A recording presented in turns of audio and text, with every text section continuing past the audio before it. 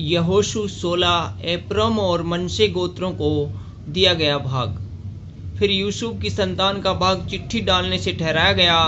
इसकी सीमा यरीहो के पास की यरदन नदी से अर्थात पूर्व की ओर यरीहो के जल से आरंभ होकर उस पहाड़ी देश से होते हुए जो जंगल में है बेतोल को पहुंची। वहां से वह लूज तक पहुंची और एरेकियों की सीमा से होते हुए अतारोत पर जा निकली और पश्चिम की ओर यब्तेतियों की सीमा से उतरकर फिर नीचे वाली बोथोरोन की सीमा से होकर गेजेर को पहुंची और समुद्र पर निकली। तब मनश्शे और एप्रोम नामक यूसुफ के दोनों पुत्रों की संतानों ने अपना अपना भाग लिया। एप्रेम का भाग। एप्रोमियों की सीमा उनके कुलों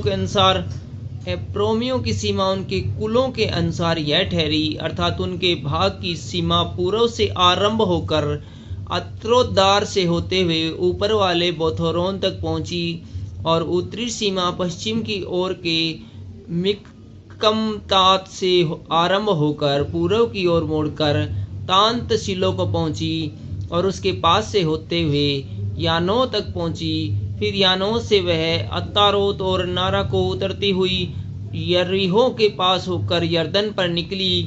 फिर वही सीमा तपू से निकलकर और पश्चिम की ओर जाकर काना के नाले तक होकर समुद्र पर निकली।